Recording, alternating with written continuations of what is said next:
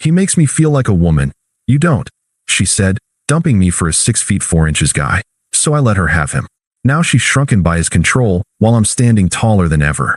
Hey viewers, before we move on to the video, please make sure to subscribe to the channel and hit the like button if you want to see more stories like this. Thanks. Looking back, I should have seen it coming. But when you're in love with someone, you make excuses for things that should be red flags. You tell yourself they're just going through a phase, or they're stressed about work, or it's not really about you. The truth is, it was about me. Specifically, it was about my height. All 5 feet 8 inches of it. Brittany and I had been together for 2.5 years. We met at a work conference, hit it off immediately, and things just clicked. She was smart, funny, ambitious, everything I was looking for. I'm not going to lie and say height never came up, but it was never an issue. If anything, she used to joke about how perfect we were together because she could wear heels and still fit under my arm perfectly. That all changed when she joined CrossFit. I remember the exact moment things shifted. We were having dinner with some of her new gym friends about 6 months ago. The conversation turned to Jessica, one of the women at the table, and her new boyfriend. Oh my God, did you see how tall Jessica's new boyfriend is? One of them gushed. He's like a tree. I know, right? Another chimed in. I love feeling tiny next to a guy. Brittany glanced at me, and I saw something in her eyes I'd never seen before. Not quite disappointment, but consideration. Yeah, she said slowly. It must be nice. I tried to laugh it off. Good thing I make up for it with my sparkling personality. The table went quiet for a second. Brittany didn't laugh. Right? She said, but her tone was flat. After that night, I started noticing things. Little comments here and there. When we watched movies, she'd point out how the male lead towered over the actress and how protective it looked. At weddings, she'd comment on how nice the couples looked when there was a significant height difference. When she bought new heels, she'd put them on and stand next to me with this disappointed expression. These make me almost as tall as you, she said once, and the way she said it made it clear that wasn't a good thing. But the real change started when she met Chad. Chad was a personal trainer at her CrossFit gym. 6 feet 4 inches, built like he lived in the weight room, and according to Brittany, so knowledgeable about fitness. She started mentioning him more and more. Chad helped me with my deadlifts today, she'd say after coming home from the gym. He's so knowledgeable. Cool, I'd respond. How was the workout? Good. He's just, I don't know, commanding, you know? Like when he walks into a room, people notice. Because he's a trainer? No, it's more than that. He has this presence. This masculine energy. I should have called her out right there. But instead, I just said, okay, don't take it personally, she added, which is something people only say when you absolutely should take it personally. Not every guy can have that. The comparisons got worse. Everything became about what Chad would do, what Chad had said, how Chad approached things.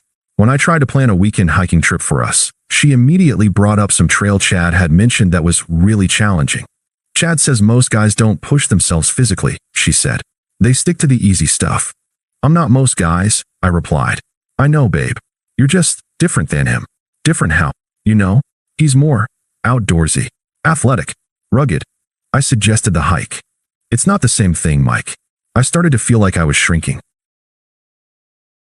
Not physically.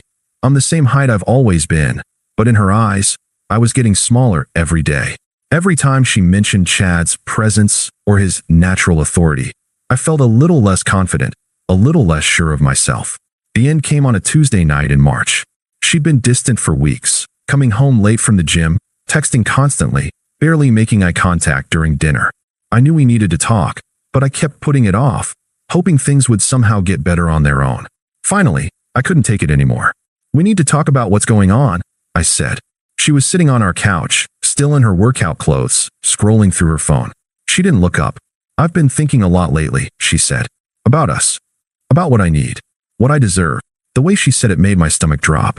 Which is, she finally put down her phone and looked at me. Mike, you're a good guy. You really are.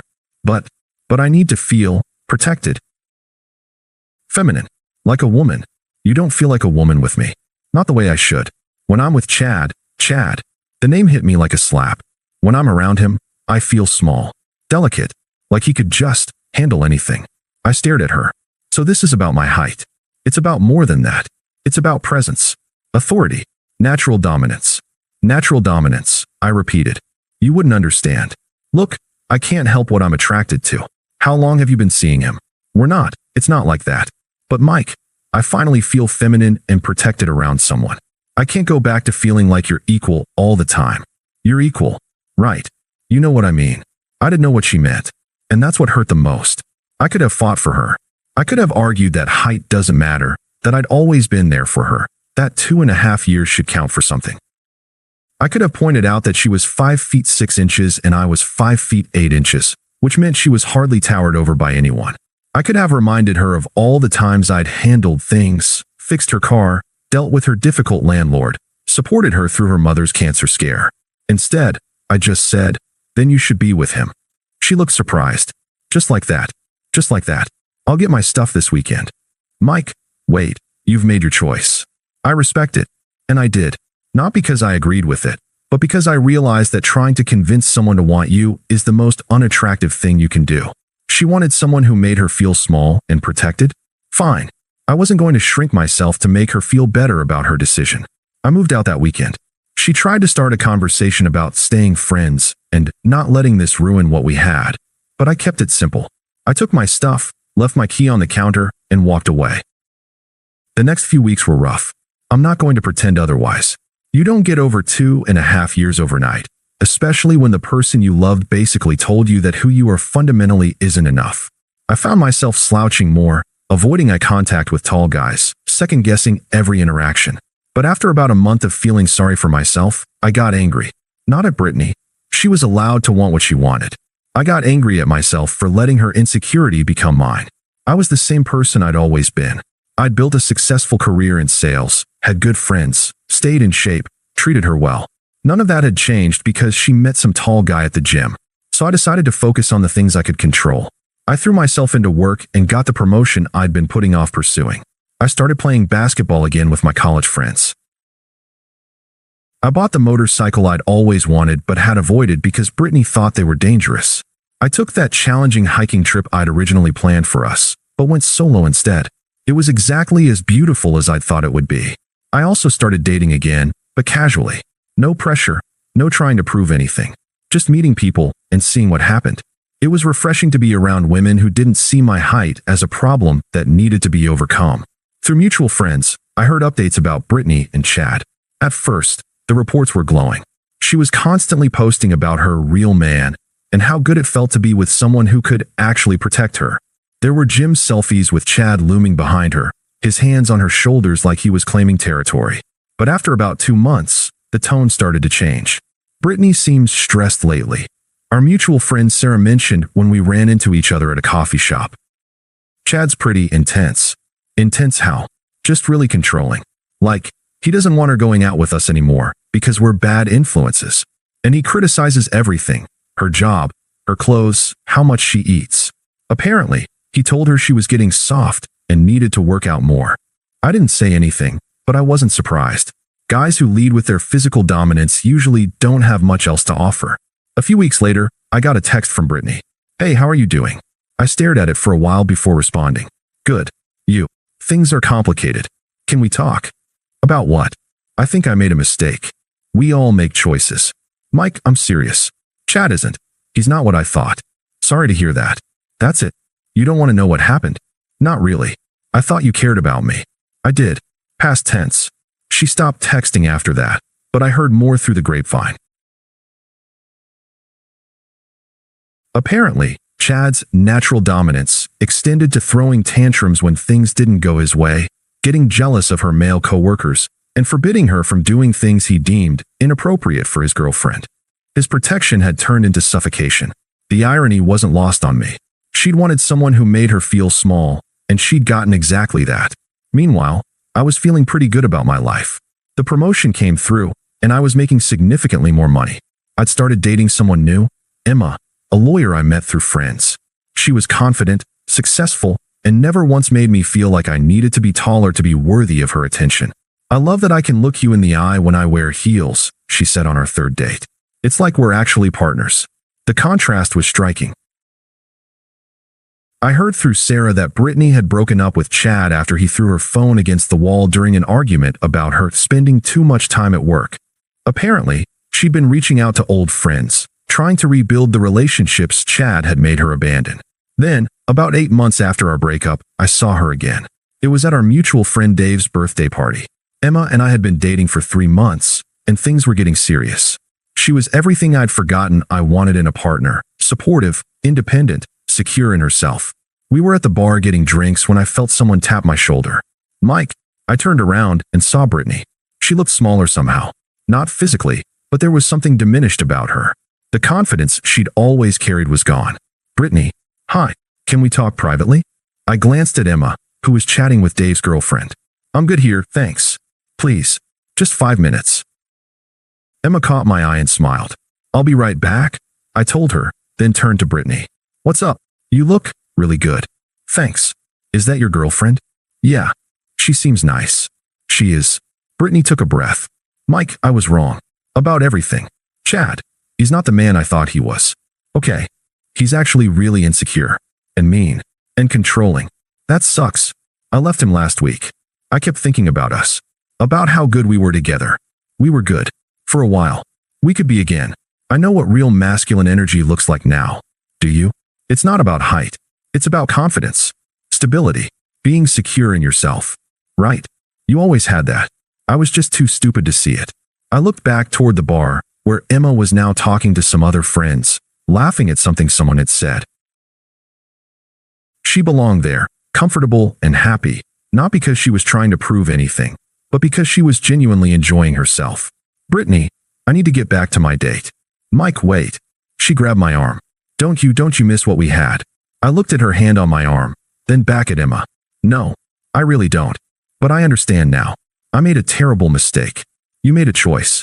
And I made mine. I walked back to Emma, who was now holding 2 drinks. Everything okay? She asked, handing me my beer. I kissed her forehead.